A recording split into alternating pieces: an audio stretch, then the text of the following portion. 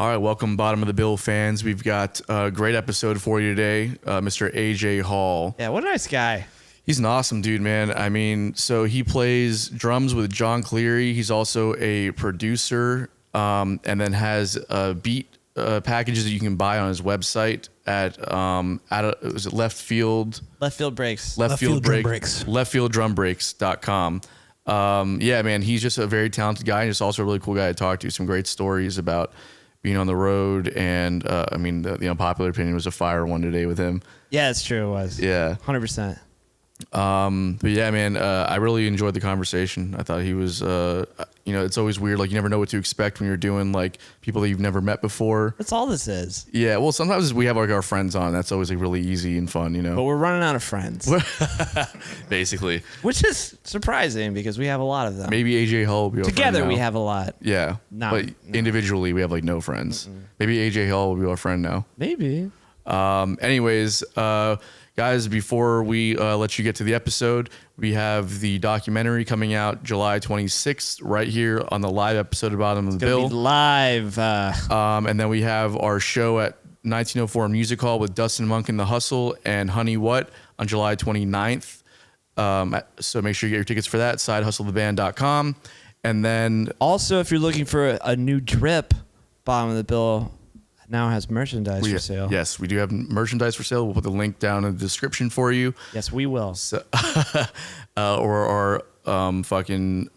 Do you do that or does Jay do that? Yeah, sorry. Billy can do that for you. And then make sure you get yourself some fucking dope new merchandise. We got plenty of more cool concepts in the works for you. So I've been drinking a little bit. Sorry, guys. Yeah.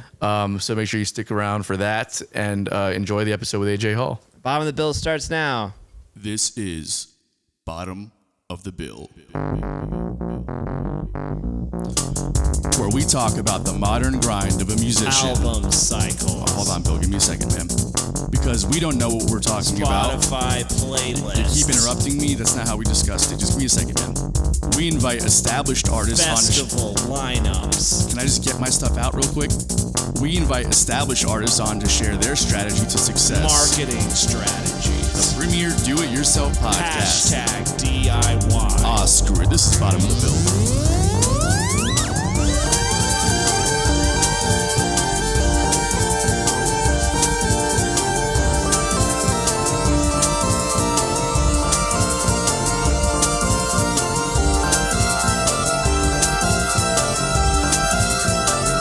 All right, guys. Well, welcome to another episode of Bottom of the Bill. AJ, thank you so much for being here. We got AJ Hall on the show. We really appreciate you taking the time out of your day and schedule to sit down with us and just chat for a while, man. It's a pleasure to have you. Beautiful. Hell yeah, man. So I guess we can get right into it. You are from Tampa originally, or Yeah. Born and raised in Tampa, Florida. Recently just returned to Tampa, Florida. oh hell, what brought you back to Tampa? Basically, I'd spent 8 years in New Orleans and just playing, gigging, kind of the beginnings of my producing and drum break career. But basically, I landed a touring gig my last 3 years in New Orleans. I landed a touring gig, actually my last 4 years in New Orleans. And it just got to the point where I was on the road so much that when I was home in New Orleans, I was barely working. So it kind of got to the point, like I'm married. We had a daughter at the time, and now we have 2 children. It just got to the point where I was like, man, I'm not doing anything when I'm here because I'm gone so often on the road, So I kind of told the band leader, I told John Cleary, I said, look, I gotta make this move. You tell me where to be, I'll be there. I still come back to New Orleans like at least once a month, sometimes like 4 or 5 times a month. But yeah, so the touring gig kind of took away my even need to live anywhere. Yeah, right. Right. It kind of made me forfeit. There's gigging musicians who listen to this podcast. If you say no to the same gig 5 weeks in a row, they're not going to call you to see if you can make the 6th week. You know what I mean? Yeah. So that just happened time after time after time to where I would be home for like 2 months and somebody would hit me up and say, "Hey man, are you home or are you on the road?" It's like, "Yes, I'm home." You know what I mean? Yeah. So it just got to that point where it just didn't matter where I lived anymore. So I thought, why not just be around family? And now I live in Apollo Beach, which is like a 25-minute ride to the airport and a 6-minute ride to an actual beach. So I'm hell good. yeah. Hell I'm yeah. straight. Yeah, it's a weird thing. Like when people go to like bigger, I guess, music cities or industry kind of cities, and they go there, then they get like these opportunities like right off rip, and it's kind of like obviously like that's what you want, right? But then you take what are those. you paying the rent for? Yeah, and it's also like when you Exactly. like when you come back, like there's nothing to come back to. Like you haven't worked to establish yourself in the scene. Like you get a gig that takes you on the road, or just is like a full-time gigging endeavor. And then like there's just no availability, so people don't even know who you are after 6 months of being there. Yeah, man, it gets really difficult. Like some cats are blessed enough to be able to juggle that, but a lot of the cats on the bigger touring gigs, I know that's their exact situation, man. It's like when they come off the road, it's like, ooh boy, I hope you saved up, because like you were gone for 3 months. So there's been a changing of the guard locally, you know what I mean? Right. So it's like, Right. You know what I mean? It's a hard line to walk if you're just a touring musician. If that's your only source of income, man, you got a budget, because you're balling playing stadiums or whatever.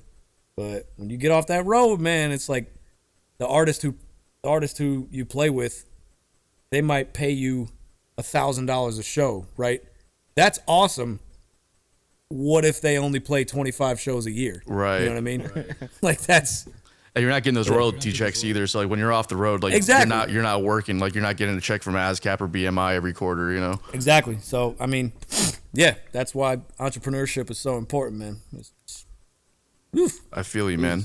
By the way, what are you sipping on there? I like that. This is I am flexing right now. I'm gonna be really honest.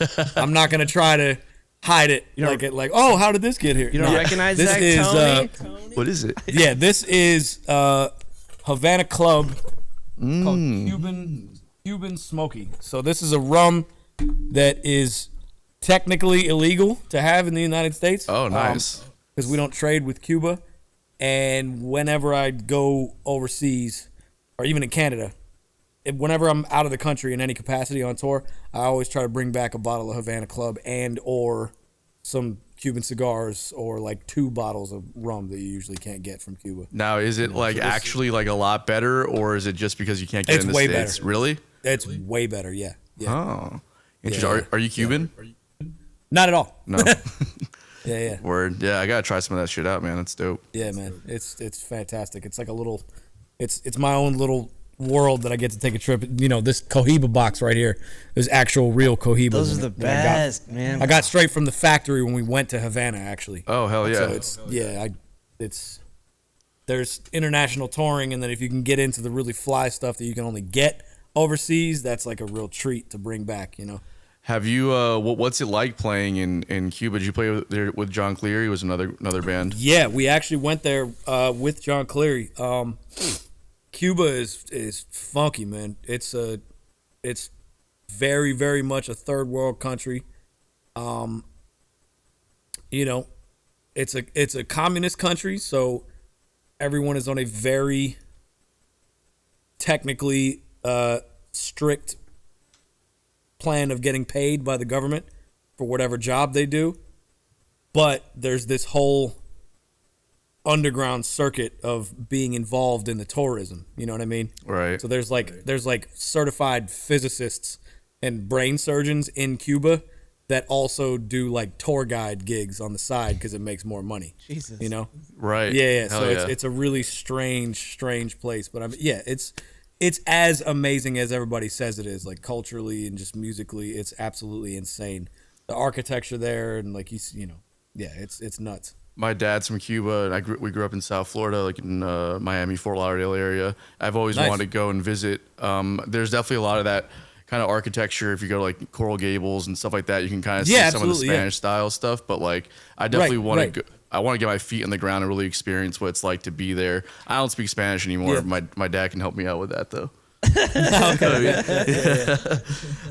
No, Anyways, it's a fairy tale land, man. It's absolutely insane. Like I don't want to be just another white person saying like, oh, you got to go to Cuba. Like I don't want to be like that, but it is like it's a really, really insane place to visit. well, it is interesting, right? Like when you get to go to these places in the context of being in a touring band, you do get Sure. you get to kind of see like this different side of it that most people that are visiting there as a tourist don't get to see. I feel like. Absolutely, yeah. Because we actually played 2 shows with some like local Cuban musicians, like some of the heavy hitters down there, and like hanging with them is so much different of a treatment that you would get when people know you're a tourist. You know what I mean? Totally.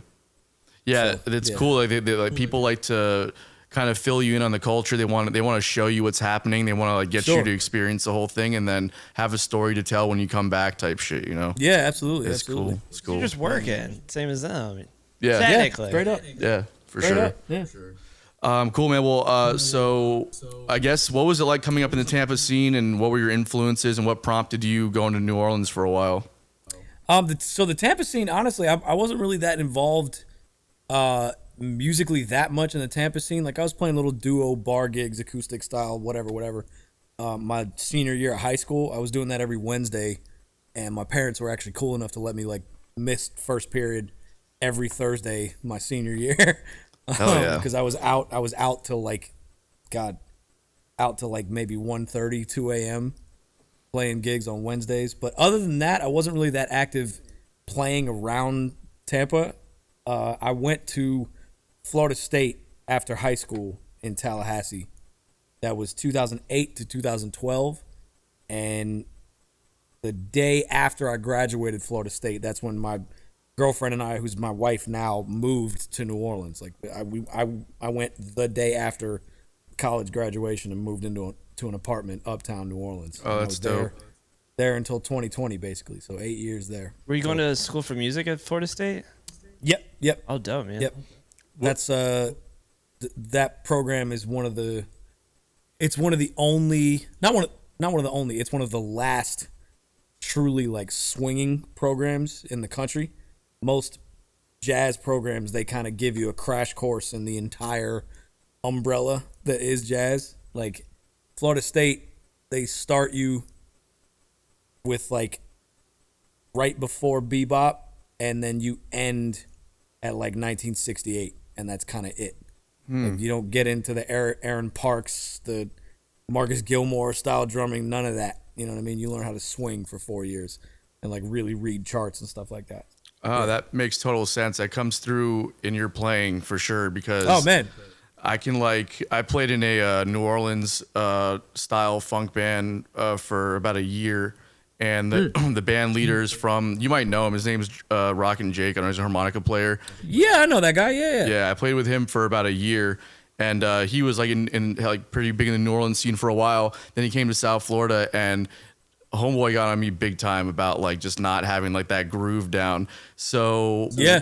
when I started being in that band and kind of like touring around, and then we played New Orleans several times, and it was like, okay, I kind of see what's happening here. So like I pay attention to that, especially when I'm hearing like those particular grooves. So when I was checking your stuff out and I saw you in the context with John Cleary, I was like, oh shit, this dude's fucking got it, bro. Like hands down. I appreciate that, man. I appreciate that. Yeah, the New Orleans swing, or whatever you want to call it, I have my version of it because I wasn't born there. I don't have that birthright thing. But I did do my due diligence before, during, and after my time in New Orleans. You know what I mean? So it's definitely, I don't know. It's a way of playing, but it's also a way of just perceiving rhythm. I don't want to get too scientific about it, but it's a way, like, you listen to those early Meters records, and like they just, the weight that Zig puts behind his drumming, you know what I mean? Like the weight behind each note. It's like, I tell people this all the time, like those swung eighth notes, you have to treat those like 16th notes don't even exist. Right. You know what I mean? Like there's nothing else higher than that. So you got to put all the emphasis on those just eighth notes and quarter notes. You know what I mean? That's so true, man. I love that way of thinking about it. Because it really is like that kind of, it's such a deep, fat pocket. You know what I mean? Yeah. And it doesn't like deviate from that. And it's so Sure. rare to find somebody that can really groove and just keep that thing going the whole time, you know? Yeah. It's definitely. I mean, my playing before I moved to New Orleans kind of leaned that way anyway, because I always played pocket, but I got into the modern gospel thing like late in my career, so that whole bag is still something that I have to switch on. Like it's not in me like that. You know what I mean? The modern gospel thing, like I have to really be in that kind of musical situation to get into that bag. I don't just regurgitate it like I'm speaking a second language. You know what I mean? Yeah, I hear you for sure. How'd you get like started in New Orleans after you moved from Florida State? Or from Tallahassee, I should say. Yeah. There's actually a Tallahassee pipeline to New Orleans. A lot of cats that went to Florida State ended up moving there. Jameson Ross, who's actually a Jacksonville native. Yep. Jameson Ross finished his last 2 years at Florida State when I started my first 2 years. So I was a junior in college when he moved to New Orleans. So he was in New Orleans for 2 years before I got there. And a lot of the connections that I made were kind of through him after going there, you know what I mean? And it was that and just pounding the pavement, man. Just being out in the mix every night, sitting in wherever you can, treating every gig as if it's the biggest gig ever, you know what I mean? Like really being prepared musically and all that stuff. And yeah, it was just, doing the thing. What were some like early lessons that you learned early on that kind of stuck with you, either good or bad, like scenarios that you encountered that you like made yourself look like a complete asshole, or where you where you did the work and you shined, whatever it was, you know? I mean, there were definitely situations where I over prepared, and that can like psych you out for a hit. Yeah. You know what I mean? Like you get a call to play with somebody that you've really been wanting to play with, and so you really prepare and you're like psyched for the hit, and you go there and you're like on this really like let's get it done, man. And then what you don't realize is they've been doing it for like 15 years and they're kind of just relaxed, Right. So you can kind of end up overplaying and psyching yourself out and like overshooting the gig. You know what I mean? But then there are times where you really prepare. Like my first gig with John Cleary, they called me the day of because the original drummer at the time couldn't make a gig. They called me the day of to make this gig, and I had never played with them before, but Jameson had told me about him a couple of times. And I had been listening to John Cleary since high school, So I showed up on the gig and we played 2 like 70 to 75 minute sets full of all his original stuff, and I knew every single tune with all the hits and everything. Oh, hell yeah. There you go. Awesome. It's like meant to do so there are situations where being psychotically over prepared can really, really help you, but sometimes it can psych you out into like just showing up on 10 and everybody's not there at all. Right. Yeah. I feel like sometimes over preparation can kind of like lead you to make more mistakes. You know what I mean? Yeah, absolutely. It's Yeah. Like warming up for 2 hours before a gig. Yeah, I have a bad habit. Right, exactly. Yeah. Yeah, because then you show up and you're loose, and the first set you're like, man, let's fucking go, dude. You know what I mean? Like, yeah. And the energy of the room might not be there at all. Totally. Yeah. I've encountered scenarios where I over prepare for something and then I Like psych yourself out. psych myself out, and I end up like freezing up or whatever, or then I'll end up not like, because if you're studying a record, right, like a lot of the times bands are playing records or playing tunes and then they evolve over time. So if you're studying a record and then like you're learning it note for note like that, and then they deviate from that, you're not so open to just kind of going with the flow, and you're more like trying to stick to the thing, and that can train wreck a scenario too, Absolutely. And there's definitely an art of doing that, especially in New Orleans. Like there's such an art form of like the whole Maple Leaf scene is like there's these funk tunes and like them, but you have to as time goes by and as you play with a lot of these cats more and more, you learn as you're listening to the recordings that they send you, you learn what's going to happen and what's definitely not going to happen. You know what I mean? Right. Like you learn to just pick those moments out. You're like, all right, we're definitely not playing that part. I know we're not playing that. Yeah. You know what I mean? Yeah. It's like, yeah. So there's an art form to making the hang that way, definitely. Yeah, for sure, man. What were some of your earlier creative endeavors when you were coming up? Bands that you were maybe a part of, or any kind of creative project. What were some of those first ones for you? I mean, coming up in New Orleans, I mean, it was honestly just making every single type of gig I could. I was always, for like my reputation in New Orleans with a lot of people, I was always the straight ahead drummer that all the straight ahead cats didn't really know played like funk and gospel. And I was the funk and gospel drummer that a lot of the funk and gospel cats didn't know played straight ahead. You know what I mean? Like there's been scenarios where I found myself on tour with different New Orleans musicians, and we all have a night off in the same town. You know, we'll be in like Switzerland or somewhere. We all have the same night off, and we'll go to a jam session, and it's a straight ahead jam session. And I get up, I'm playing brushes behind a singer, doing whatever, and there's like 4 guys that I've played a bunch of funk gigs with that go like, man, I had no idea you could play that stuff. You know, That's so it's pretty cool. It was more for me being in New Orleans. It was just being really active in whatever musical situation I found myself in, and really digging into that, and not just going like, all right, thanks, see you next time. You know, Totally. like really digging in musically to whatever was going on at the time. Yeah, for sure, man. Are there any genres that you think really kind of are ingrained in you from a young age that kind of shine through? Like kind of you were saying earlier, there's like a second language that just kind of naturally comes out for you. What do you think that genre is?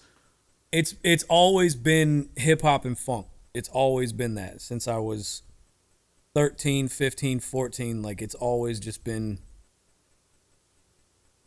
mostly 70s funk with rare exceptions of modern stuff. And like high school for me was, let me see what records were out at the time. It was Common B. I love that was album. really big with me in high school. Lupe Fiasco's first 2 albums. Fuck yeah, bro. You know, like when G Unit just started to pop. Wait, how old are you? I'm 32. He's already Okay, you're all right. Yeah. So, Wait, so you're 89? Yeah, exactly. 89, all right. Hell yeah. Yeah, All so day. this is when like, you know, Dipset and Diplomats were first starting to pop. Fuck yeah, bro. So all those Just Blaze beats, all those like Heatmakers beats just sounded so huge and massive and hard hitting. Oh yeah. You know what I mean? This is right before the 08, 09 Atlanta trap takeover. Like hip hop was in that spot where Jay-Z was huge, but you know, Atlanta hadn't quite taken over yet. You know what I mean? Totally. So that sound has always been with me as a drummer.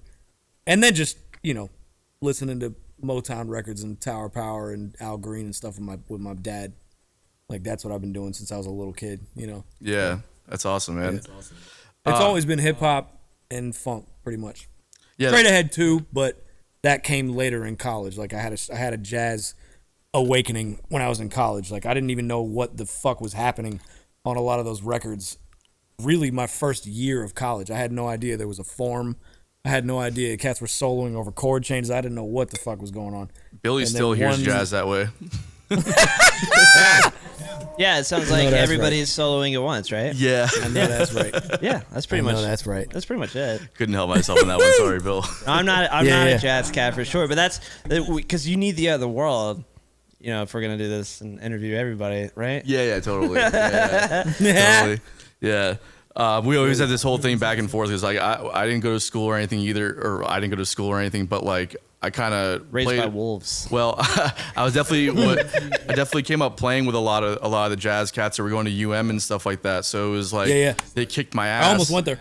Bro. It's like an elite school, man. Like the kids coming out of there were so fucking like just insane. So I had to keep up with them and learn some stuff. So I don't consider myself a jazz player by any means. However, I for sure enjoy the genre and appreciate the whole thing. So like Billy and I Billy's very into like more dance music and that kind of stuff. So him and I go back and forth all the time where like he just hates on jazz and I just hate on 4 on the floor. Yeah. So it's, Yeah, you're like, for me, fantastic. it's like it never changes. I'm like, it totally does change. And Yeah. then Chad's like, it's too many changes. Too many changes. There's Yeah. too much shit happening. Yeah, I feel you. Yeah. No, I definitely feel both sides of the spectrum, and I've always been that cat who, like, I like to speak about music and honestly keep music compartmentalized because that helps you as a player, and that helps you in conversations like this. You know what I mean?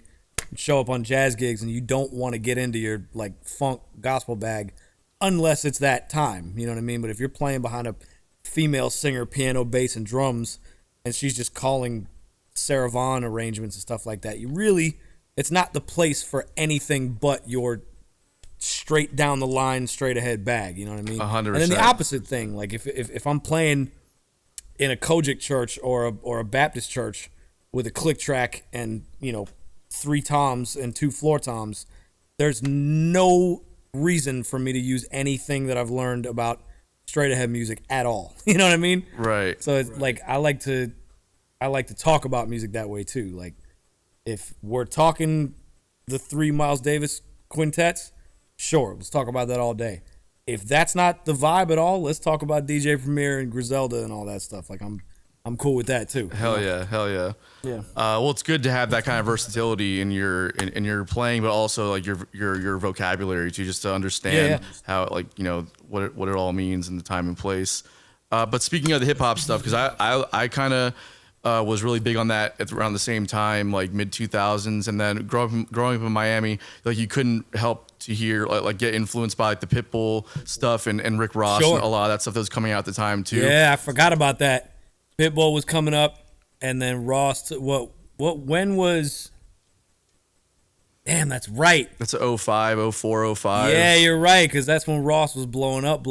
I totally didn't mention that. Cool You're and right. Dre and Circle House and that whole scene, and it was obviously growing up down there, it was like everybody was like finally we have somebody coming out of Miami that was like dope, and also that wasn't just like 2 Live Crew. You know what I mean? Sure. Yeah. Exactly. Yeah.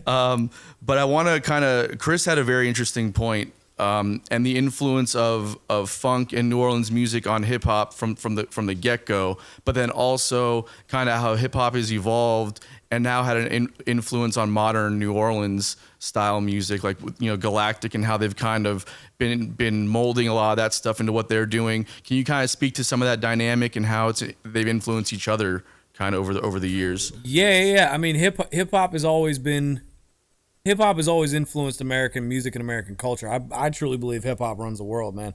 Like Black American culture is hip hop fits under the Black American culture umbrella, and I think hip hop is probably the biggest influencing thing globally right now and for the last 20, 30 years. Yeah, 100%. So you take how that's factored into a lot of New Orleans music. Like, I don't know. I mean, guys like Galactic, I know they had Corey Henry for a while. Not the keyboard player Corey Henry, trombone player Corey Henry from New Orleans. Told you. All right. Yeah. He was up there rapping with him for a while. Even just the sound of the actual hip hop low end Yep. is a big deal, because you find that in the bounce music there, and the earliest bounce music records were made on an actual TR-808, and the TR-808 was the first drum machine that you could extend the decay of the bass drum. You know what I mean? It was the first and really one of the only drum machines where you could take the kick from boom, boom, boom, boom, boom, boom, boom, boom, okay. boom. You could actually, it has a decay knob on it. It was the first drum machine of its kind. So to me, that's the crossroads of modern music. That moment when people figured out that you could do that with the bass drum, that's where modern music went like this, went in 2 different directions. You know what I mean? Yeah, Right. I'll So- get you up to speed with the ADSR, man. You say what? I said, I'm talking to Anton. I said, I'll get him up to speed with the ADSR. I'm a synth player, so. Yeah, exactly. He Yeah, has no exact idea what you're case, talking same about. release. Yep. Yeah, the 808 bass. You never heard of 808 bass? No, of course I've heard of 808 What about bass, but 909 bass? I've heard there's a lot of things I've heard of, but when it comes to the technical stuff, that's like beyond Yeah. me. You know, that's where I got Yeah. lost. I love you know? that stuff.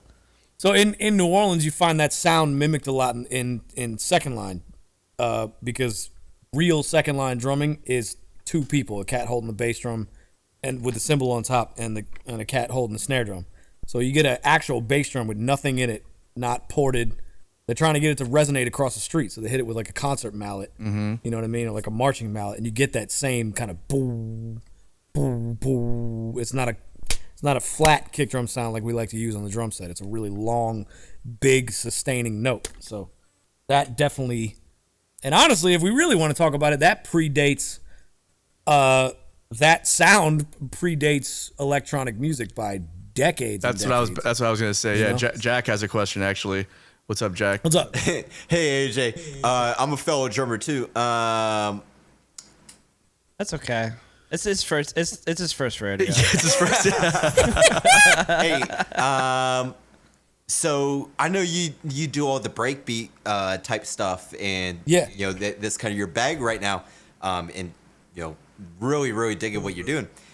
Thanks, How man. do you feel that, like, coming from that FSU tradition of playing the swing and getting that sound in your ear, especially approaching like how Black American music, especially the jazz type stuff, has influenced the sound of hip hop from a drummer's perspective? Because like you just said, being a drummer, I've done the second line type stuff, and yeah, it's totally the long bass drum sort of thing, because that's the way it is in New Orleans traditionally. Sure. What other kind of things do you see carrying into like modern day hip hop from that perspective? Yeah, I mean, honestly, modern day hip hop is in a weird place because the underground sustains itself. Like there's a whole scene that has no radio play, for the most part, no major labels behind it, and just isn't on anybody's radar unless you're in the know, quote unquote. Right. So that sound is still very much based on sampling old records, old break beats from the 60s and 70s. You know, there's a lot of different names for it, but they call it golden era. I don't really like that name because it just draws a parallel to the 90s. Yeah, so the underground kind of sustains itself, and then you have the mainstream, which is still 100% 808 dominant. You know what I mean? Just dominated by 808 drum sounds. So I think that, you know, old school jazz and funk records being sampled, you still get it on the mainstream sometimes, but for the most part, that old school essence of hip hop, where it comes from the lineage of the whole funk thing, that has really moved to the underground, where it's become its own sustaining little ecosystem, you know? Do you think it will Like ever hip-hop- come back in the kind of circular thing of eras regenerating within modern music? I think it will. I think Griselda's pushing it to about as high as it can go, honestly. You know, I don't really see quote unquote boom bap making a mainstream comeback, but I do see more and more people who don't know about it coming back down to the underground and saying, "Oh, there's all this shit here. I'm good. I don't need to turn on the radio and wait for the one song out of 10 that's not you know what I mean?" It's also yeah. Sorry, go ahead. No, you're good. Well, it's a unique thing with hip hop being such a, you know, in the grand scheme of things, like a new genre. You know what I mean? Where Yeah. we actually haven't seen a full cycle of how it acts just yet. You know what I mean? Like we've kind of seen it with other Sure. genres, with rock and roll and with blues and with jazz and funk, where it's kind of made, you know, it's kind of had its heyday and then it kind of goes away and then kind of resurfaces in different forms. Like hip hop is so new that as far as, you know, its stake in the mainstream, that we haven't really seen like what a cycle actually looks like yet. So it's really hard thing to kind of predict, you know?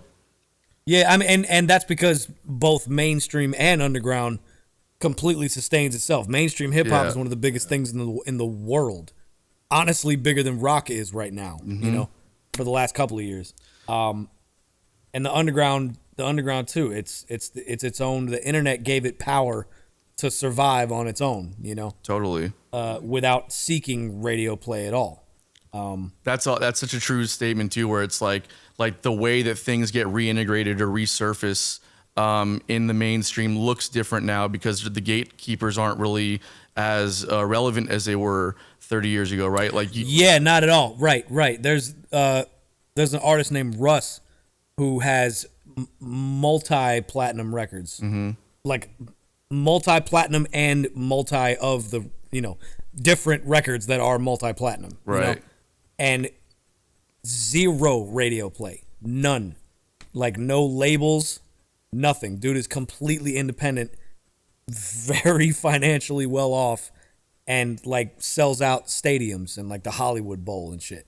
You know? Damn, that's a dream, So, man. That's a dream. Yeah, so the internet has really given the power to anybody who really wants to get anything off the ground. If you want it bad enough and you make enough dope shit, Yeah, totally. All right, well, I do want to dive more into this stuff at some point, and I want to get into like a bunch of other stuff that you're doing. But before we do that, I want to get to the bottom of the Billboard segment. So, if you're not familiar, or for those who aren't familiar, we do a segment every week called Bottom of the Billboard, where we review a song that one of us chooses. If you know anything about our Billy and I's dynamic, we typically can't stand the genres that each other listen to. So, But recently, it's been pretty good. I think Recently- we're like 4 for 4. there's been some overlap. it's been been Yeah. quite a bit of overlap actually recently, which is surprising. I think this is gonna be some overlap too. That's what I'm assuming, anyways. I Okay. listened to this one today before we started, actually. Hell yeah.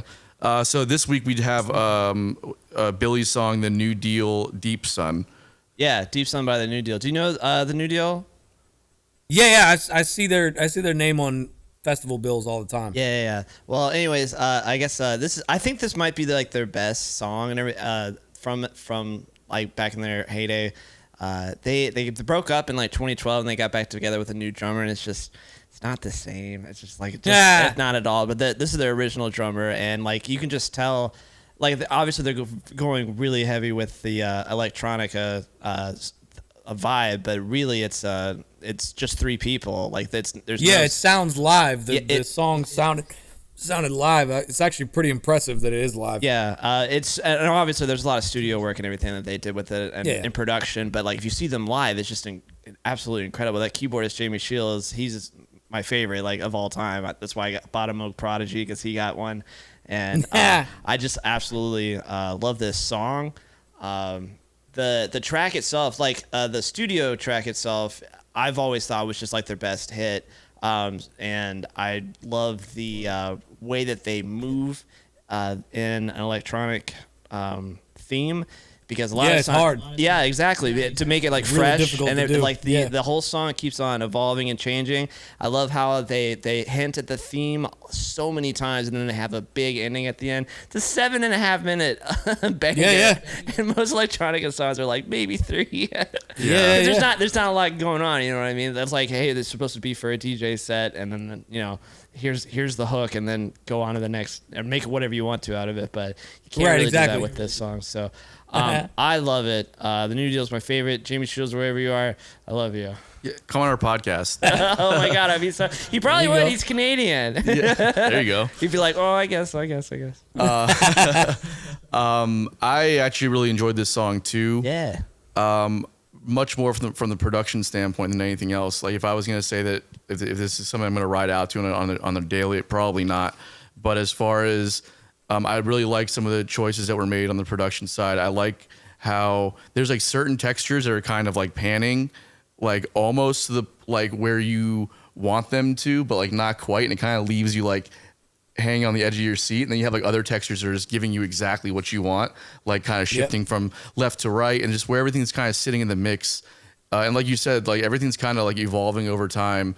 Even the way the drumming patterns kind of That's what I was going to shift, say. I'm not a drummer at all, but I feel like the drums, like it feels so much better as like an organic electronic drum set. I know organic electronic makes no sense, but like it's organic drums. No, for it sure. does. It does But, actually. But like all they're doing is, not all they're doing, but it's 4 on the floor for the most part, but Yeah. it just sounds, with all the breaks and stuff that they have in it, it makes the song, in my opinion. it makes a big difference it's hard. too when they're like shifting where the hi-hat is on the groove too, and then there's even a time where the kick drum shifts to like the and, you know what I mean, and then goes back to the one. So great. yeah, so it's like there's like little nuanced things that I thought were really cool, and obviously like the sounds and the textures that they're using are really interesting, and the way the song, it was like a great listen and a great study for somebody who doesn't come from that world, but has obviously done like a lot of studio work. Like you listen to it from that perspective, and you're like, okay, this is really cool what's happening here. So I dig it, you know. They got it on both ends because, like, obviously that song's great, but like you have to see him live because it's just incredible because there's no samples, there's no laptops or metronomes or anything like that, and it's that keyboard is he's like, I don't know, I think he gets craned down into it because it's just a giant circle and there's no way that he can do it, but it's just a keyboardist, bassist, and drummer, nothing. Oh yeah, that's and right. It's just three guys, and it's out of this world amazing. So that's heavy. Love man. it. What'd you think, AJ? No, it's dope. I think I actually might have opened up for them with a friend of mine. Do you know this cat Russ Liquid? Yeah. You know him? Oh yeah. Yeah, I've done a couple of gigs with him. Whenever he calls and wants a drummer. I've done a couple of gigs with him. We actually opened up for the New Deal. Now that I'm remembering it. Yeah. So I mean, that song once again doing that kind of 7-minute musical journey without there being technically a melody or technically like a head or a chorus or anything like that. It's pretty dope. You know what I mean? That's kind of a feat of modern music making to be able to take the listener on a journey like that without it being stagnant. You know what I'm saying? Yeah, for sure. Because that's what it is. Like live is like all they do is just jam constantly, and they do have that hook at the very end. I mean, it's just 3 chords or whatever, and then the hook at the end on the Moog Prodigy. But I can just imagine like, yeah, this is awesome. We play it live. No, we actually have to like sit down and write this song in a studio. It's like, oh damn, we got to figure this out now. Yeah. But and then they were like walked away. They're like, shit, this is almost 8 minutes long, guys. Like, we're gonna put it out. I'm like, all right, we're gonna put it out. It works though, you know. There's like this one thing that they were doing. They kind of do at the beginning, and then it kind of appears throughout the song that I like. But it's kind of speaking to that choice to. It's like an arpeggiated kind of thing, and it's kind of like with like a lot of delay on it, and then it's coming from the right side, and then it kind of like it's moving and then kind of hangs like just off center from like the right to the center, and you're wanting it to move totally to the left, and it just never gives it to you. And I didn't even notice that. It's dope. It's like, bro, that's so fucking good, man. Like little shit like that I really like. You know what I mean? So yeah. Anyways, in my book, I'd say it makes it onto the playlist. Makes it on the playlist. What do you think, AJ? Think it makes it on our playlist? Yeah, I think so. Yeah. Hell yeah. Dope. All right. Well, that was probably the shortest one we've done of those because we all just like, agreed with it. Yeah, because it's great. Yeah. How can you not? And if you go to their shows, I swear to God, you're just like dancing around the entire time because they never stop. So yeah, it's kind of hard to frown to listen to that song. Although I did watch you listen to it. That song gets me pumped. I was just like so excited. I listened to it like 3 times a day. Yeah. But I watched you listen to it, and you're just like, yeah, not moving or dancing or nothing. Like, yeah. Well, you know, each their own. That's like one of those things, man, where it's like, you know, I don't know, AJ, are you much of a dancer? Sometimes when it's the right stuff. Yeah. Yeah. So my girlfriend's like really into dancing. She was a B-girl like in her younger years and stuff. And so she always gets like annoyed when I don't dance or like other people. I find the most when I go to a show and I'm not dancing, it really annoys other people when I'm not dancing for some reason. But I feel you. The way that I listen to music is to really just kind of listen to what's happening, like on a live setting, like how the band is interacting, you know what I mean? And then on a studio setting, I really pay attention to like the subtleties of the production more than anything. I feel you. So I'm not like bopping my head. I'm not like, you know, jamming unless it's something that I know from like high school. Then I'll get down like that. You can't do that at the same time. No, I can't. You can't chew gum and walk down the street at the same time. I'm terrible. I also don't look like I'm having any fun while I'm playing because I can't multitask. Yeah. Sometimes when I play, I'll do the like mouth wide open and everything like that, and it's only because I'm concentrating real hard, and so I kind of get that. But yeah, I'm dancing all the time. Yeah, I can't. I'm not into it. It's not fun for me. I'll dance to nothing.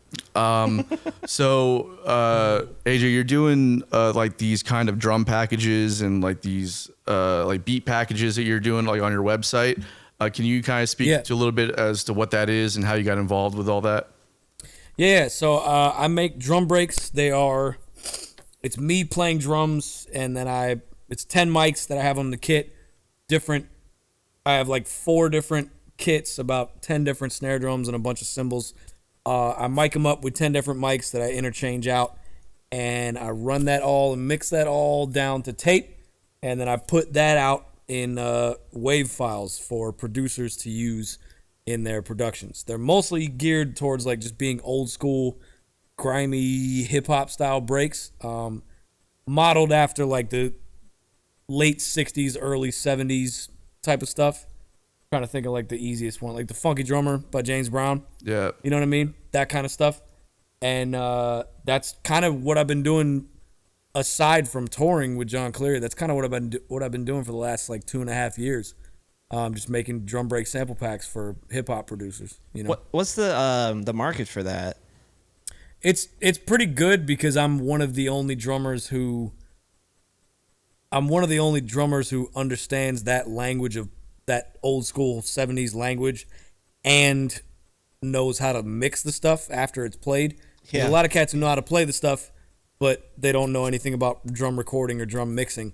There's a lot of cats who know how to mix stuff, but they have to hire a drummer to play all the stuff. So there's a disconnect, you know, where me, I drop 1 pack a month and it's all me. So if anybody ever comes to me and wants drum breaks exclusively, I can get it done that day. I don't need to book studio time. I don't need to hire a drummer.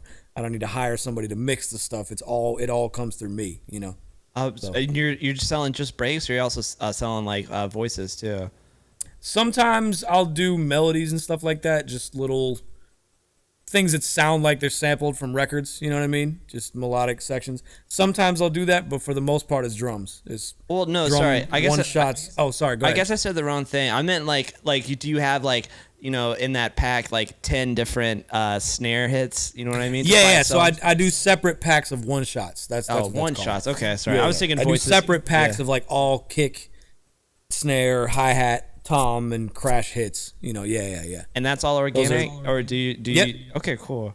Yep, it's all from the drums that I have in here, all mic'd up back there, mixed with different plugins and through the tape right there.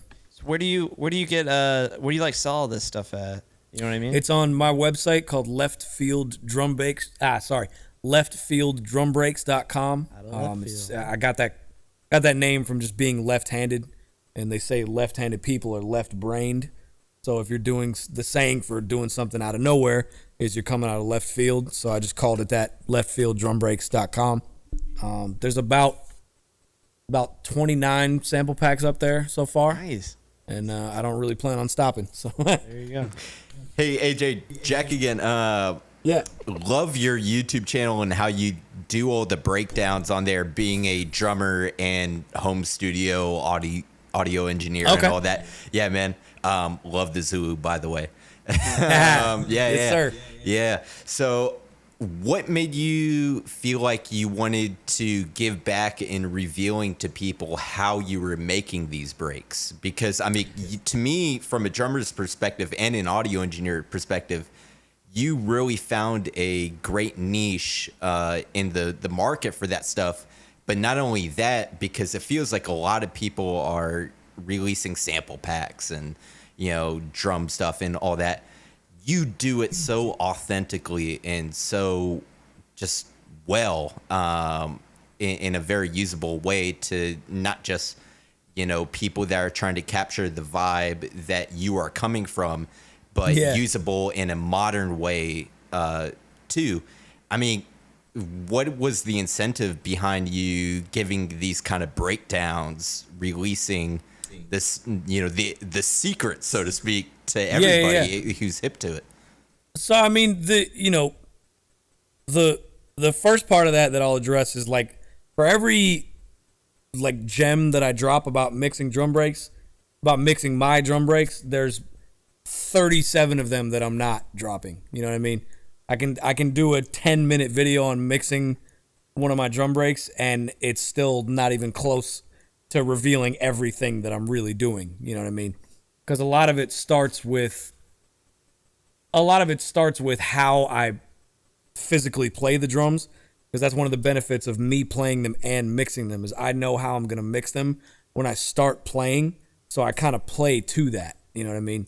There isn't that disconnect where there's a drummer and then a mixing engineer, and the mixing engineer has to decode the information that's coming to him. You know what I mean? Other than that, I mean, just It's all content. Content is the name of the game, and I've never heard a single person tell me that I post too much. You know, like it's 2022, and everybody's sitting there scrolling all day. You know what I mean? We're all right here all day, all day, all day, all day. 100%. So if I post about something 15 times, maybe the 9th time somebody will message me and say, hey, what's that thing that you were talking? You know what I mean?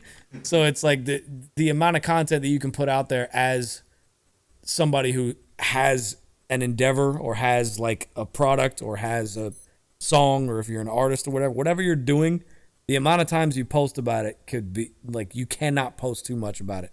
It's physically impossible. Yeah. You know, so I'm always trying to think of different ways that I can just show people kind of what's going on under the hood.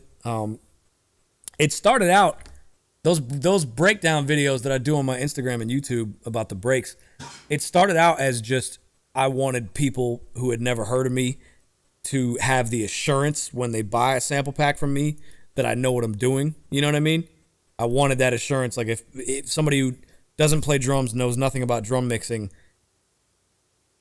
therefore wants one of my drum break packs, I want them to see me competently giving them what they're paying for. You know what I mean?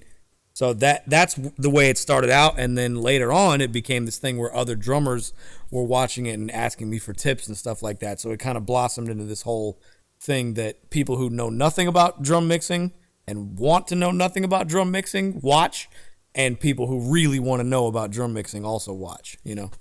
That's very cool. That's really kind of the name of the game when it comes to putting out content right now, is like finding out like what your strength is and like the perspective that you can kind of give to the world that you know, the musicians or, you know, the engineers, or like in my case, I'm like super into like the business side of things. I like to understand how the, you know, the markets work and tracking, you know, ticket sales, and I like that side of it. So like trying to figure out like how you can put yourself out there as an artist, but also like inform people on how like the sausage is made, kind of thing. You know what I mean? Yeah, absolutely. Absolutely. That's what I was trying to, my idea that you turned down, synth time with Bill. I didn't try it down. I'm You said that was awful. No, well, yeah, I was trying to probably piss you off, but that's a good idea.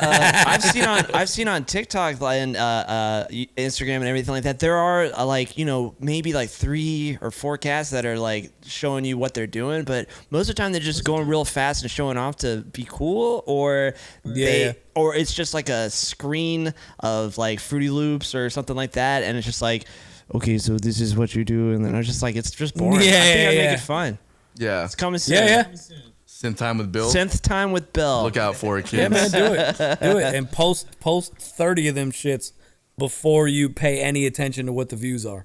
Man, that's so true. Yeah, those fucking the view counts. That's the real killer right there. Is just every day like posting shit. And you look at the views and you're like, I don't even look at my life, bro. I don't even look at them. I made 12 TikToks yesterday. I have no idea what any of them are doing. Really? You don't feel? I don't look at them. You don't feel the need to engage if people are commenting on your stuff or anything? I reply to comments, but I'm saying I don't pay attention to what the views are getting. Yeah, I feel you. I feel you. Yeah. I reply to every comment. Yeah. But the whole metric of like views, you got to just power through that. Yeah, for sure. That's a killer right there. I was gonna ask you. So when it comes down to people purchasing your breakbeat, I'm sorry, not breakbeat. The packages. Sorry. How does that work for like royalties and stuff for like if they can use it in their music? Yeah, I only seek out publishing on like major label shit, major label or like sync stuff.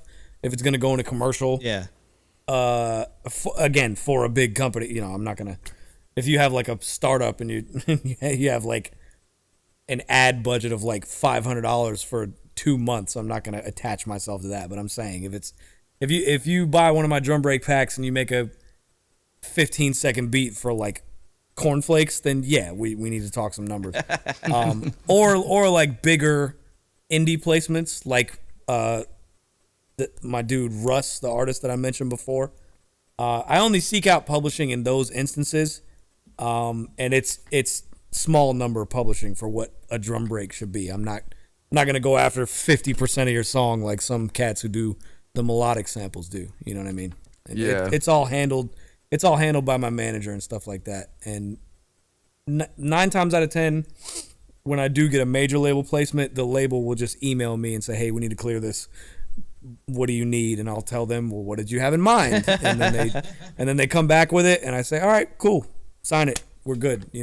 Interesting. Yeah, I'm not predatory with like royalties or publishing or anything like that. I've even had some cats ask me, like, if I make a beat with one of your drum breaks and I sell the beat to somebody, do you get a cut of the sale? I'm like, dude, fuck no. Why would that's a horrible practice. Yeah. Well, I have no idea, so I was just wondering how it goes down. The publishing thing is, most of the bigger producers who have my stuff, they already know, just hit me up when something lands and we'll work it out. But other than that, there's a gang of underground hip hop shit that I'm on that, that's the homie. You guys are good. Yeah, and it's just cool that like your music is helping them out. I love that idea. And it's to seek out publishing on a recording and royalties, you want to make sure you're doing it on a recording that's actually going to do some damage. You know what I mean? I'm not about to seek out 8 to 10% publishing of a song that's going to do 5,500 streams. Like there's no need to bring paperwork into that equation. Right. Totally. Yeah. Totally.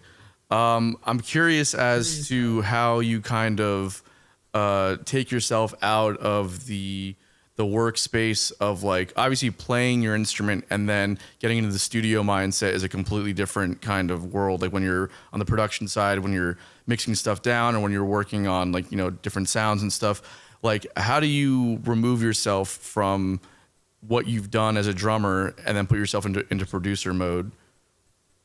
Oh, that's a good question. Sometimes I have to be in it for a while. I have to be in like a flow state. There's some weeks where I, like this week, I have to leave on Thursday to go to Colorado with Cleary. So the rest of the week after that, when I come back from Colorado, it might be a little hard to get back on the horse in here, making drum breaks and producing and whatever. So I usually have to be in like a flow state with it. I usually have to be doing it for a couple of days to really get into a settled vibe. But when I'm forced to take myself out of the production vibe and get into live music world, just listening to music that sort of pertains to that world. You know what I mean? Like I never listen to like Miles Davis or John Coltrane and think like, ooh, how can I make a beat out of this? Right. You know what I mean? I'm listening to it as a musician who plays that stuff and like just appreciates it.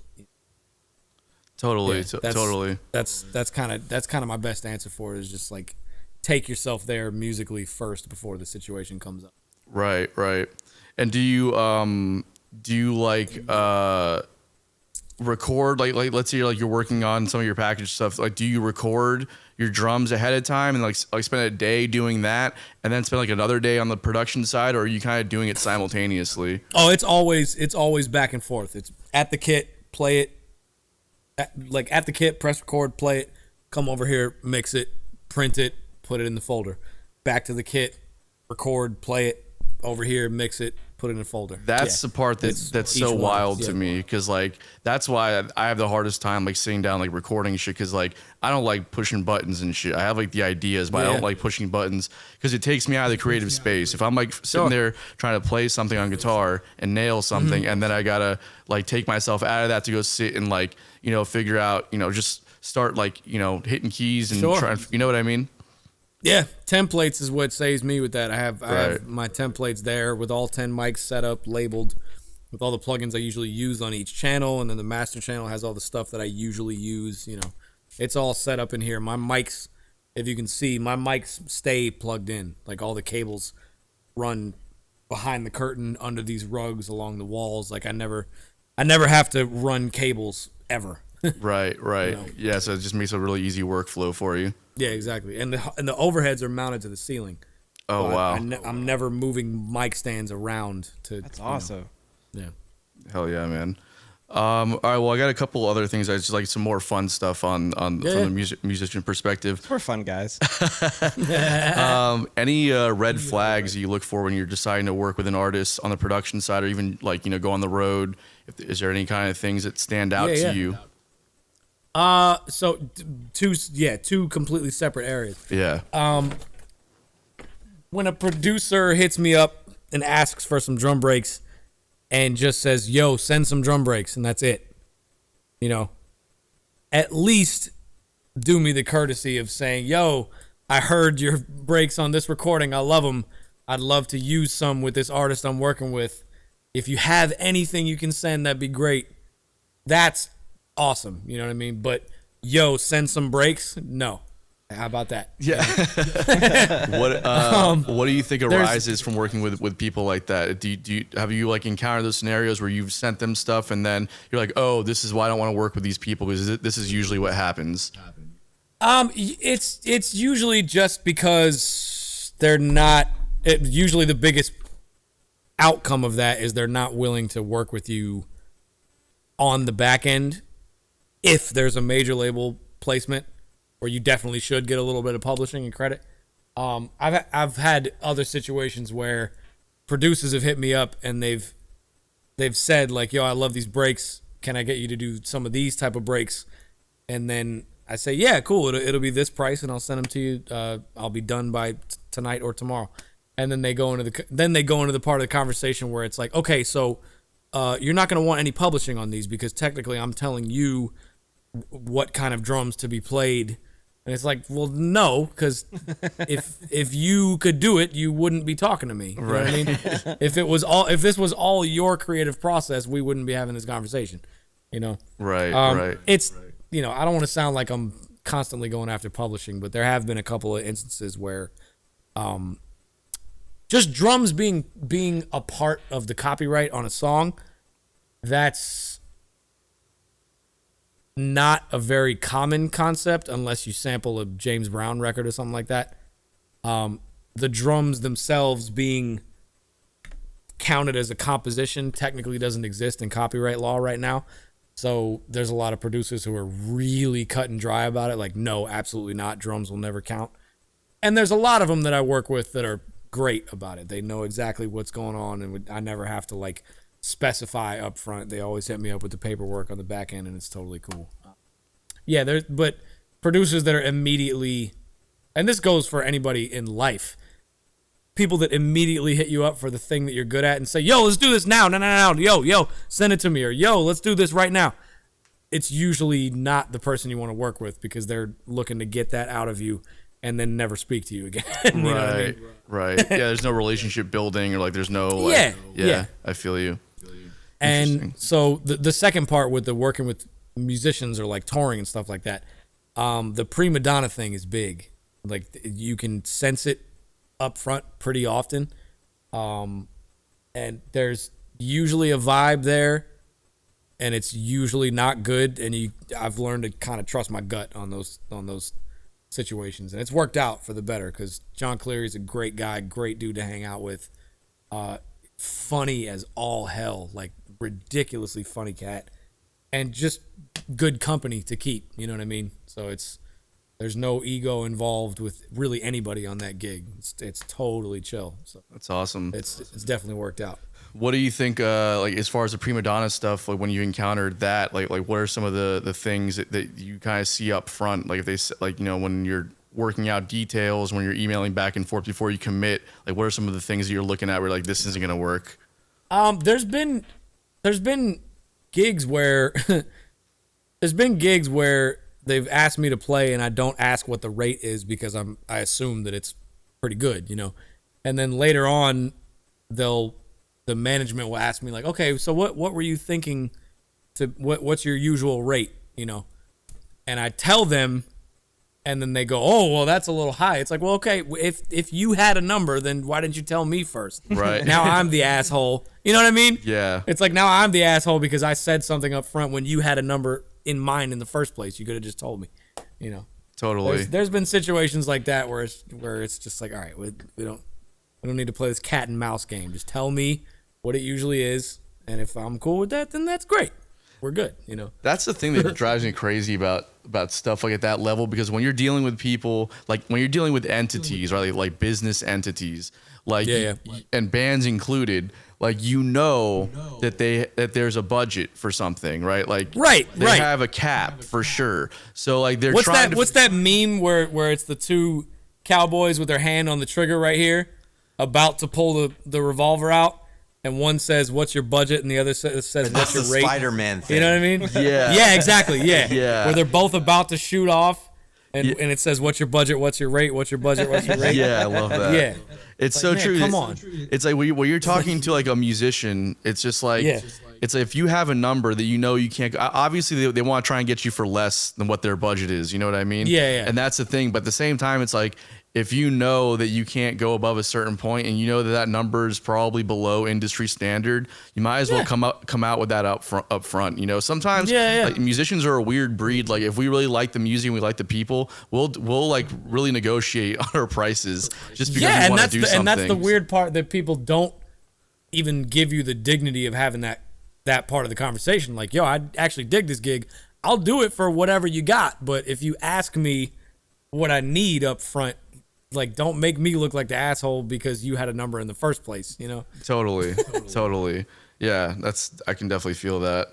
What about some pet peeves when you're on the road or working with producers?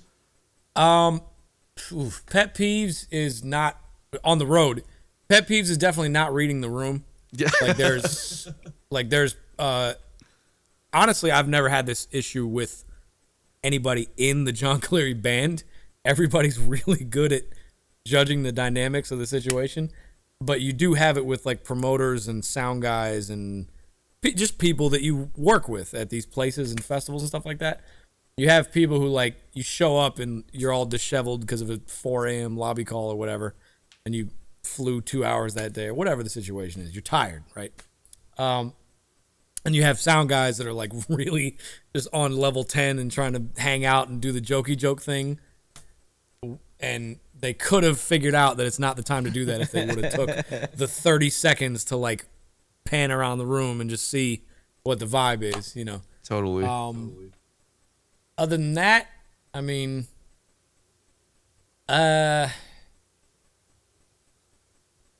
sound guys that have like their preferred sound, you know. Cornell, the bass player in the band, likes a really hi-fi bass sound. He likes the tweeter to work in the cab and really get like a Marcus Miller kind of vibe. And when he starts getting that, sometimes sound guys will be like, "Whoa, hey, we got a slapper over here." You know what I mean? Boy, It's yeah. like, dude, don't, please stop. Like, this is like, I get it. You don't like that kind of bass playing, but this, like, we're here at the venue, so it's over, you know? Right. Yeah, sound guys do dad jokes. That's definitely Yeah, a pet and peeve it's- for yeah. sure. Yeah. Yeah. Well, I mean, the dad jokes are fine. That's if they're funny, they're funny. But you get guys that are, you know, it's like, all right, I can tell you did a couple too many tours with Whitesnake. You know what I mean? Yeah. It's like, oh, boy. That's adorable.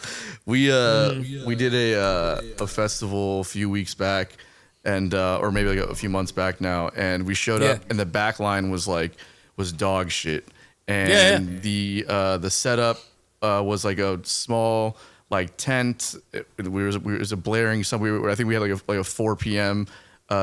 Set time or whatever, and we were just I mean, the sun's just beating down us, and Billy is a an incredible ginger to the point where he has to wear sunscreen while he's driving the van. Oh, gotcha. Yeah. So none of that information was communicated, and then on top of that, the people didn't send me any point of contact for sound or any production till like the night before the gig. So That's a very real thing. Yep. we show up to the gig, and the first thing out of the sound guy's mouth is basically like, "So who didn't send me a stage plot and input this until midnight last night?" And I was like immediately fired back, and I was like, "Who didn't send me any point of contact till midnight, motherfucker?" Till midnight last night. I mean, yeah. It's like, that's the kind of shit where it's like, if we show up and like we're looking at a scenario, we don't look like we're stoked about something.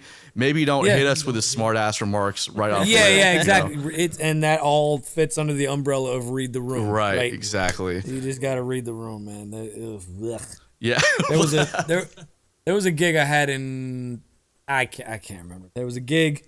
Sound guy was really not happy that day, which whatever he was going through, fine. That's on him. I'm not. People have their shit they go through. But there was one particular remark. I didn't have my cymbals on that run because all the venues had backline. So I brought a splash in my bag because backline of one of those, you're never going to get the one you want. So I brought it in my bag, and they had 4 cymbal stands, and I needed one more, right? I asked the sound guy, and I was like, "Do you guys have one more cymbal stand?" I said it like that. I didn't say, "You guys have one more cymbal stand?" Like, please, could I get an, I said, do you guys have one more cymbal stand? And he goes, "No, I have 4 cymbals. I have 4 cymbal stands." I was like, Oh my Yo. God. Ow. yeah, and it was immediately like, I had to pause and not engage because I'm like, all right, this dude's having a really bad day. But there's nothing good that's gonna come out of even engaging in that. Especially at the end of the night, it's like he has a last say in what people hear out there. So, Yeah, so it's know. at the end of They the day, have it's too not much worth power, man. Yeah. We've been trying to advocate a full out war against musicians and sound people, like Yeah, because they've had their day. They've had it too good for like a But century now. it's a slippery slope, man. It's a slippery slope. You got to play by the rules to some extent. It's hard. I'm just kidding. I think it's funny to Totally. to piss Yeah, off yeah. our crew in the back. It's hard, man. It's hard. Just give It's me like the bird it's right like now. going to a restaurant and complaining about the food too much. It's like, Exactly, all 'cause they'll you spit in can it. do that. Yeah. You can do that, but it's risky. Maybe we should start like a Yelp review type A situation for Yelp sound review guys. of sound guy. Oh my god. Sure. But what would be dope if there was 2 different threads? If there was a sound guy review for different bands and a band Yes. review for different sound guys. I'm into That that. would be killing. Because then I'm you gonna- actually They get used to both do sides that. of the story. They used to love do it. that on Indie on the Move. That's this old website. Oh, yeah, I don't know remember if you remember that one. Indie on the go. Indie. I think it's on the Move, but or whatever. It doesn't matter. The whole point. Independent band touring site. Yeah, Yeah. exactly. And so like That's the venue, it would have like who to contact, everything like that, and then like what the Oh, wow. rating of the place, and like a lot of them would be like that fucking sound guy though. Good lord. It's so true. Or just man. like all the horror stories from it. I'm gonna check that website out later. Now it's been like 10 years since I've been. I don't on think there. they're still up anymore. No, Yeah. well, of course not. And It's a they're- hard job. I will give them that. It's very grueling Yeah, of work. course. If it's just you, if there's just one guy at a bigger spot, and the band has like 16 inputs to run, I get it. But so is so is being a touring musician. So like, That's all we're saying. Yeah, exactly. You know what I'm saying? It's like everybody has their line of work that presents difficulties. Yeah, we're on the same team. You know what I mean? Yeah. Yeah. So I'm curious about the work that you're doing with John Cleary. Are you guys? Is it like a collaborative writing process, or is it mostly just him writing tunes and bringing it to you guys? There's whenever a band leader brings a tune to a band, there's always, even if he has the parts worked out, there's always going to be some say in what actually happens on stage, because no matter how direct the drum part is, no matter how direct the bass part is, there's going to be some interpretation by whoever's playing it. For the most part, it's John, because John is such a genius songwriter and lyricist and like wordsmith. He's really got it down to a science, and he involves us in it when we're in the studio cutting it, when he hasn't flushed the whole thing out. But for the most part, he's got the whole thing flushed out and knows exactly sort of the vibe he wants. And then we interpret it a little bit, but it's more or less what he presents to us from the jump, Right.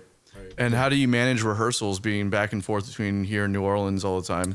I'll go in for rehearsal, whether it's on the front end or the back end of a gig in New Orleans most of the time. Like if we have a gig at the Maple Leaf on a Friday, I might fly in on a Thursday so we can rehearse the day before, or I'll stay a day after so we can flush out some of the details from the night before. You know what I mean? Right. For the most part, his book is so big, we just have such a giant repertoire of tunes already that injecting fresh stuff into the set, we only need like 4 or 5 new ones, Right. Right. And how often are you guys in the studio and like putting out records? In the studio, not that much. We recorded a bunch over 2021, but then Hurricane, whatever the most recent one that touched down in New Orleans, it actually messed up his house and home studio pretty bad. Oh, So he's shit. in kind of an insurance battle right now to get everything taken out, and there's like black mold everywhere, and it's a whole hellish scenario. So we've got a good amount of material recorded. he just doesn't have a space where he can sit and edit it and really get it all done right now. So there is a record, but it's kind of just whenever he can get back on the saddle, you know. Right. And it's like mostly original stuff or like a mix of covers. That's all original. That's all There's original. one cover I think, but it's like it's an arrangement of a cover, you know. Hell yeah. Yeah, it's all his original stuff. He's a genius songwriter, like playfully mixing words like the old New Orleans, like Alan Toussaint used to do. You know what I mean? Yeah. Yep. Just really, really, he's a well-read, like down home musician, if that makes sense. Like he's got 1 foot in the just straight street New Orleans world and 1 foot in the Walt Whitman very well-read manipulation of the English language kind of thing. You know what I mean? Right. So he's kind of two people at once. It's an interesting dynamic with the New Orleans musicians. I feel like where that is like a thing. You don't really see it too much in other cities. Maybe New York with the hip hop stuff, but like like L.A., Chicago, you know, Miami, like your Austin, Texas, whatever. Like some of the bigger Atlanta, some of the bigger music towns. Like there's a certain thing that comes with New Orleans. Like there's a language that's spoken musically and otherwise that just kind of permeates the culture. Yeah. That doesn't really exist anywhere else, I feel like. Yeah, I mean, there's regions where like black music is a really, really central thing. Like DC and the whole DMV area is the only place where they still have go-go, and it's a very cultural thing. Like it's a huge deal there, and still is, even in the age of 2022 with radio play and all that. Like go-go is still huge in the DMV area. I can't think of, like, you know, I guess Baton Rouge in the Texas area, like the whole Zydeco thing, that's really big in Texas and Baton Rouge and everything like that. It's pretty big in New Orleans too, though, right? I mean, Zydeco Yeah, it's stuff. big, but it's not as big. Like West Louisiana, like South and then West Louisiana, even into Houston, Zydeco in really in a lot of the black communities is huge. Right, you know? right. Yeah, the regional thing is really interesting because there's not a lot of pockets left. You know, there's a lot of straight ahead in New York, but straight ahead's everywhere. It's not really a New York centric thing anymore. Right. That's kind of what I'm saying with a lot of the styles. Like there's something, even though New Orleans influence has kind of like gone beyond New Orleans and made its way into modern pop music and across the, you know, around the world, but like there's still something about understanding like the history of the culture there, and then like the language that's spoken on a actual like linguistic level too, you know? Yeah. That just kind of like, I don't know. I noticed it with the musicians from New Orleans more than I noticed it with musicians from anywhere else, where there's a street credit with understanding truly like what happens on the ground there, you know? Yeah, and it's an attitude, it's a down home thing. Like when I do step out and play gigs here in Tampa, I'm kind of the wild card, you know? Like there's certain scenes in certain music cities where it's just very regimented and it has to be that way. Right. You know? Right. And then people like me show up who have been other places and I'm like, all right, y'all, let's do this shit. Come on. You know what I mean? Yeah. It's not like a gigged out, like, well, what's the chart for this song that the bride requested? You know what I mean? It's like, man, fuck that. It's Footloose. Let's play it. Yeah. Who cares? You know? That's the kind of shit that I love that kind of shit, man. Mm-hmm. Yeah, like the corporate wedding stuff, and then even like we find a lot here in Jacksonville with the, I mean, obviously the corporate wedding stuff, but in the next layer of that, like the Southern rock grasp on the culture, you hear like Leonard Skinner being from here, a lot of other Southern rock bands, and like that still kind of just hasn't figured out. We haven't figured out a way to let go of it just yet. You know what I mean? Yeah, That's a nice way of saying it won't die. Yeah, it won't die. It just won't die. I don't want to die. It has its place. You know what I mean? Yeah, of course. Yeah, that's dope. In the 70s. Yeah, exactly. The 70s. Again, kidding. Yeah. But yeah, I don't know. That's kind of things that I really do admire about New Orleans and New York and LA and some of the bigger music cities where it's just like there's kind of like this evolution, but still when it comes to New Orleans, just like never letting go of the roots totally. You know what I mean? Yeah. It's still very much a thing. New Orleans will still try to break that ceiling into the rest of the industry every once in a while. But it's New Orleans is always going to be New Orleans. Yeah, for sure. Well, you guys want to get some unpopular opinions? Hell yeah, let's do it. Hell yeah. Did Chris tell you about this section here? Yeah. Okay, cool. So basically, what we'll do is I'll start off, or Billy will start off. I'll go, and then we'll get yours on the last one. Yeah. So Bill, what do you got this week? I had two, but I think I'm gonna go with the one that I have. I don't think is an unpopular opinion. Oh, typical. Yeah, but I'm gonna say it anyways because the other one I think will just make you mad. Have you ever been to a restaurant before and some like bozo will take your order, but for some reason like crouches down to the ground? Oh yeah. Yeah. Those people need to leave the planet. I don't understand who started that or why anybody thought it was a great idea. I'm like, oh, well, you're sitting at like, a little bit below me, so let me get way below you. Yeah. As a power move or something.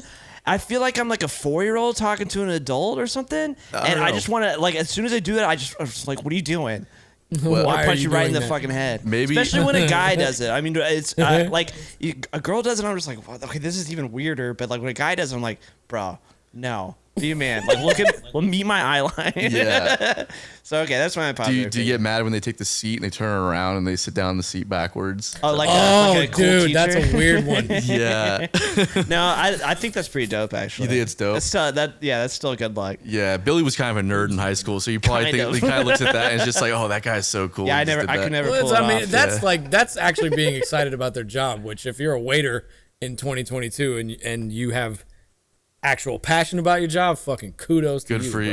Yeah, there's, for sure. there's a lot of like Jesus. annoying little things about restaurants and stuff that I hate, but it like that 100% is my biggest pet peeve. What do you Like, think, AJ? What do you think I about that? hate it. I wouldn't say I hate it, but it's definitely hilarious that it happens enough that we all know what you're talking about. Yeah. You know? It doesn't really bother me at all. I don't really have any kind of No, I it, mean, it doesn't bother me, but it's just hilarious that it's happened to all of us. yeah. Next time it does, I'm just dumping water. I'm just like, oh, sorry. No, if you were standing up, I guess it would have gotten your shoes or something, but now it's on your head. It probably will bother me now though. It's the worst. You said that. Yeah. Okay, well, whatever. It's a little I guess that's a good condescending. one. All right. Yeah, it's a little condescending. I could see that. What do you got, Tony? Okay, so my unpopular opinion is that Humphreys McGee is not a jam band. Oh, yeah, that's very unpopular. You went to go see them live, right? Yeah, And I saw them 2 nights. What'd you think of their jamming? Well, let me say this. I thought that the shows were amazing, and I'm a huge Humphreys fan, so I say this with all the love in the world. Yeah, but you only like their studio albums. I like their a studio album. nerd. No, their jamming, the quote unquote jamming was good, but I wouldn't really call it. I mean, there's like moments of improv, but I mean, I don't know what bands, even on a pop level, probably have some moments of improv here and there, but like when it comes to what they were doing, to consider them a jam band is just not accurate. Have you seen them live, AJ? Yeah. So I wouldn't say it's a jam band. You're right. yeah, They get lumped in. They They Yeah. do, and I get that they're marketing to that crowd, and that's all good and fine. And Yeah. And like they play like 1 or 2 verses of a song, or like 1 or 2 choruses of a song, and then they do like these long quote unquote jams, but they're not. They're kind of like these orchestrated sections that kind of go on until They're real clean cut. yeah. I mean, they're very polished. Yeah. the amount of time that they last for is where the improv happens, right? They still are a jam band though, because they're like, if you go see their show, like they're gonna jam for forever. That's the whole point of what a jam band is. Yeah, but I just even don't if think it it's is kind jamming. of like it's not really as experimental and out there as drums by the Dead. You know what I mean? It's Space drums. jam. It's jam Space drums, adjacent. you know what I meant. Let's call it. Yeah, that. it's jam Jam adjacent. adjacent. I like that. Yeah. It's you know what I mean. It's yeah. It's because what they've done is because like their jams are arranged like these are like sections. There's hits. There's Exactly, Like yeah, all yeah, this yeah. stuff happening. You're like, okay, well there was a cue that happened there that as a musician you're probably looking out for and you might catch, but the fans might not be as aware, or maybe they are and they just love that. You know what I mean? But there's like a moment here where it's okay. Here's your time to kind of solo and stretch out. And then you're going to do a lick that's going to cue us, or you're going to kind of do a nod that's going to cue us, and we're going to move on. Yeah, it's almost like it's conducted. You know what I mean? Yeah, like exactly. a live orchestra or something like that. I kind of get Yeah. what you're saying. They're not like just going, letting the music take it, but They're a jam band. Yeah, sorry. That's a good unpopular opinion. Yeah, and I've been saying this for a long time, and I haven't actually seen Humphreys until about a month ago. Yeah. So now I feel like I can actually legitimately say that after seeing 2 shows. Now. Yeah, Seen them like 40 times, and I'm like, yeah, they're incredible. And then they are amazing. They're one of the best jam bands. If you're a fan of their studio albums, I will say that their live show can be a little underwhelming because you do. Yeah, of course. Like you want to see. Like I like their songs. I started out listening to Humphreys back in like 2011, 2012 or whatever, and I love the studio stuff. So I wanted to hear those songs. And when I got to, when I saw them live, it was like, you ain't getting that. Nope. Yeah, at all. So you ain't getting that. It's Not at all. It's its own experience, which is cool. But they're not a jam band in my opinion. I'm complete opposite. I don't really like the studio stuff at all. Yeah, I think most people are like that for sure. All right. I also like the Dead studio stuff more than I like their live stuff. I'm like, you should have said that. That's a big one. I'll save that for another unpopular opinion. Yeah, that's a whole podcast by itself. Yeah, for sure. You like John Mayer's new side project? Yeah. Yeah, sure. Yeah, the Grateful Dead. Yeah. So his new cover band. Yeah, his new cover band. Yeah. I mean, he did take that role on very well. He's crushing that. I will say. Well, I'm sure the pay wasn't that bad for that gig. Totally. God, I can only imagine. But I know, but he took a pay cut though, for sure, rather than going on tour with his own stuff. And that's why I'm kind of saying about musicians. Going back to that, it's like musicians will go well below our worth or our own standard just because we enjoy doing something. We're a rare breed of people like that, Yeah. John Mayer will slum it out for a couple of years with the Dead. Taking like maybe. He'll cut back some expenses, Yeah, maybe not fly private and just first class instead. Exactly. Or like, Get down on the ground level with the rest of us. Yeah, exactly. AJ, what's your unpopular opinion, bro? All right, so this is a complex one, but this has been my opinion for years. I love it. It's gonna get wordy. Modern radio hip hop has just as much information in it as what people call real music. So that's all the classic rock, all the rhythm and blues, everything that came before modern radio hip hop in the 2010s has just as much information in it as the fucking Rolling Stones, as Zeppelin, as Bob Dylan, as all that. What do you mean by information? Information means like, just people say like, baby boomers will say like, oh, the lyrics are just stupid, or like these songs are just repetitive, what yada yada yada. I mean, information, you know what I mean? It just hasn't been codified yet. Like when people who are Dark Side of the Moon, when it first came out on vinyl, you know what I mean? They were taken on a huge journey in here, right? I truly believe that there's just as much information that is absorbed by the consumers of modern top 40 radio hip hop. There's just as much information there. It just hasn't been codified yet. We haven't been able to put it into words what we're hearing yet. You know what I mean? Oh, okay. I know when I hear like Hotline Bling by Drake, there's a lot of information that I'm hearing. Like I'm getting a feeling from the loop. I'm getting a feeling from Drake talking about his ex-girlfriend. I'm getting a feeling from when the beat drops in the chorus. Like it's a whole fucking thing. It just hasn't been around long enough for it to be codified globally yet. I know that's wordy, but that's where I'm at. I'll water it down. Modern radio hip hop is just as complex and musically valid as all the rest of the music that came before it. That's what I'm saying. That I will agree with you on, but more purely from a production standpoint. And I would probably start to part with you on where the lyrics come into play. Lyrics definitely not. However, so you take John Bonham's drumming on When the Levee Breaks, right? Mm-hmm. Nothing's happening there. It's fucking boom, got boom, boom, boom, got nothing. That's the most simple retarded drum part you've ever heard in your life. However, in the context of that recording, every time it comes on, you get the hair on the bottom of your arm stands up. You go, oh shit, what? Ooh, whoa! You know what I mean? Totally. So the simplicity of musical information doesn't necessarily mean that it's just a simple piece of information. Right. I know what you mean. I would say that what we've learned about stuff like that, and this is just being devil's advocate here. You might be totally right, but I think what we've learned about stuff like that is that there are there's like musicians that play things, and then there are artists, right? And like John Bonham was an artist.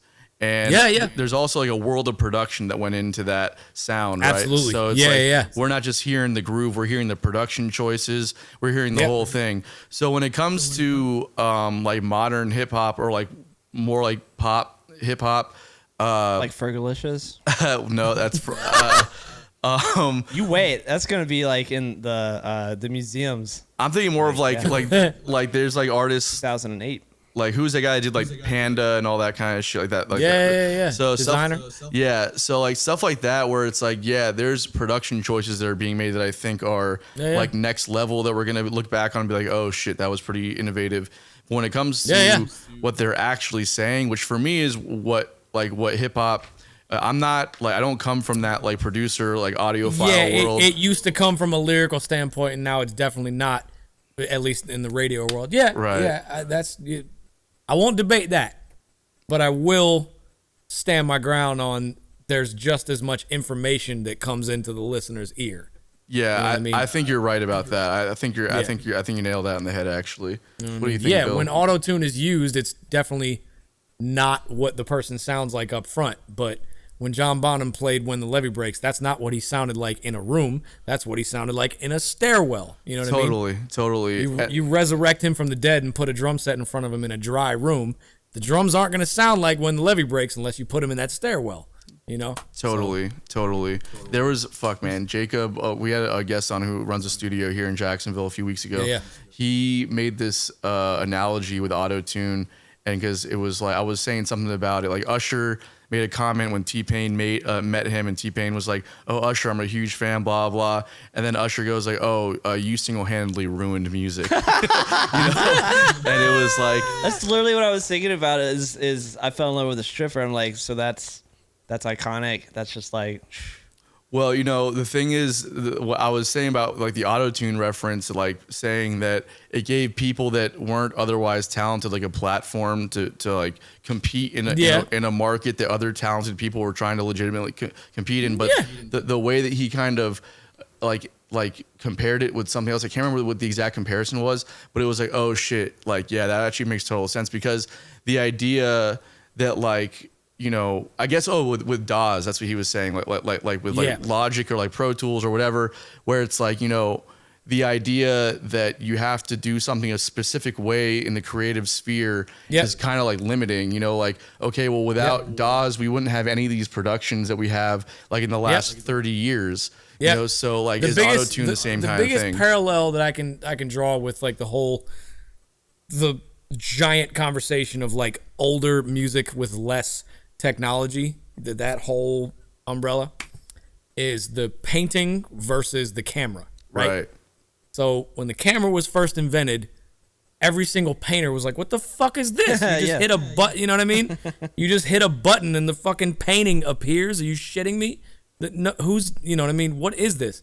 Now you fast forward, photography is its own art form that if you know how to do it, you really know how to do it. And it's something that people who don't know how to do it can't even touch. Right. You know what I mean? Right.